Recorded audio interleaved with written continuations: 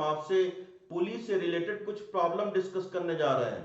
Problem 1, ये smooth horizontal floor है और इस पर 3 ब्लॉक्स है, पुली से कनेक्टेड है, ये मासलेस स्ट्रिंग है। तो ये फर्स्ट ब्लॉक मास m1, सेकंड ब्लॉक मास m2, थर्ड ब्लॉक मास m3। ये स्मूथ हॉरिजॉन्टल फ्लोर, इस पर थर्ड ब्लॉक रखा हुआ है और इस पर जो ग्रेविटेशनल फोर्स लगेगा m3g, वेट डाउनवर्ड डायरेक्शन में, अपवर्ड डायरेक्शन में नॉर्मल रिएक्शन फोर्स, तो ये इसको बैलेंस कर लेगा। अनबैलेंस्ड फोर्स इस पर लगेगा m1g, इस पर अनबैलेंस फोर्स लगेगा, इस पर अनबैलेंस फोर्स लगेगा और एक स्ट्रिंग है तो मासलेस स्ट्रिंग होगा तो टेंशन सेम होगा, तो इस पर टी डैश टेंशन और इस स्ट्रिंग में टी डबल डैश टेंशन। तो इसमें फर्स्ट हम एक्सेलरेशन फाइंड करेंगे। एक्सेलरेशन ये डाउनवर्ड डायरेक्शन में ऑब्जेक्ट आएगा सभी, तो acceleration equal to net force upon total मास।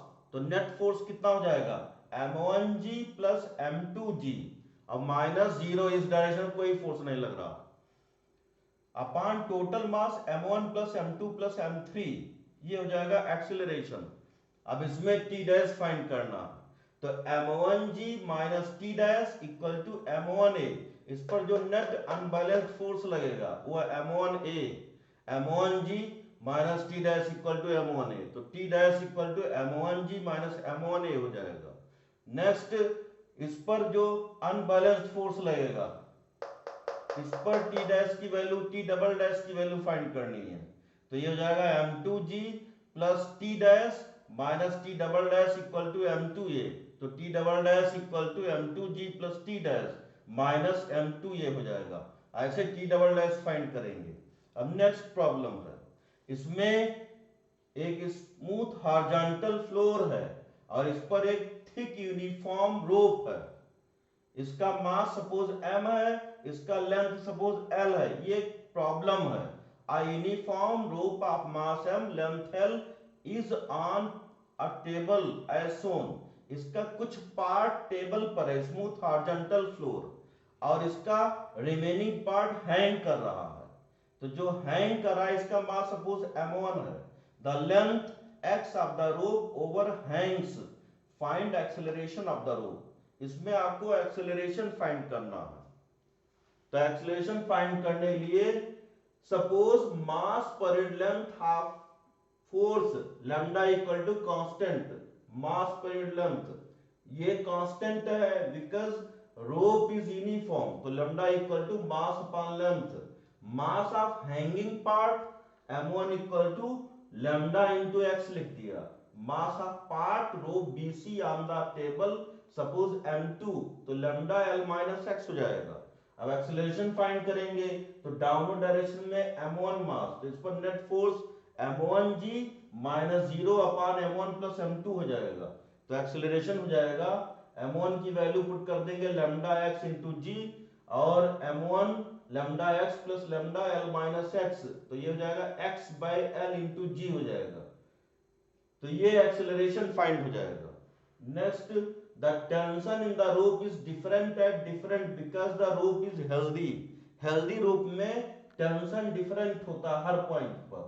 अब नेक्स्ट प्रॉब्लम है, ये वेज शेप का कोई, ये वेज शेप का है और इसमें एक पुली लगा हुआ है, इस पे एक मास m1 दूसरा मास m2, ये स्मूथ इंक्लाइंड प्लेन है और इस पे T2 इसमें टेंशन लग रहा है equal to T, string same है, मासलेस है, टेंशन सेम होगा। डाउनवर्ड डायरेक्शन में m1g और इस डायरेक्शन में m2g sin थीटा होगा।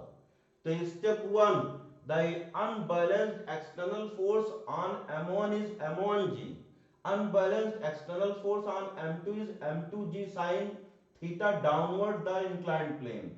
The m1 will have acceleration a downward if m1g is greater than m2g sin theta, then m1 will have acceleration a upward, तो m2g sin theta is greater than m1g, तो इसमें suppose m1g is greater than m2g sin theta, तो ये downward direction में आएगा। तो इसमें acceleration find करेंगे, acceleration equal to m1g minus m2g sin theta upon net force upon total mass m1 plus m2, तो ये एक्सेलरेशन फाइंड हो जाएगा। टेंशन कैसे फाइंड करेंगे, तो tension T1 equal to T equal to m1g minus m1a हो जाएगा।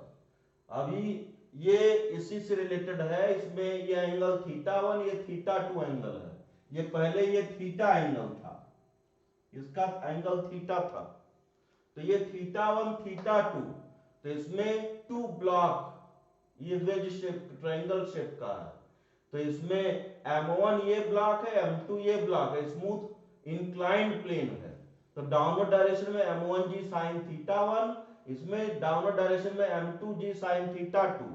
अगर ये इससे ज्यादा होगा तो ये एक्सेलरेट करेगा, तो एक्सेलरेशन फाइंड करेंगे net force upon total mass, net force m1g sin θ1 minus m2g sin θ2 upon m1 plus m2 हो जाएगा। इसमें इंपॉर्टेंट नोट है ये, in the above formula by putting values, if a is found positive then m1 have acceleration downward, if a is negative then m1 have acceleration upward. Thank you.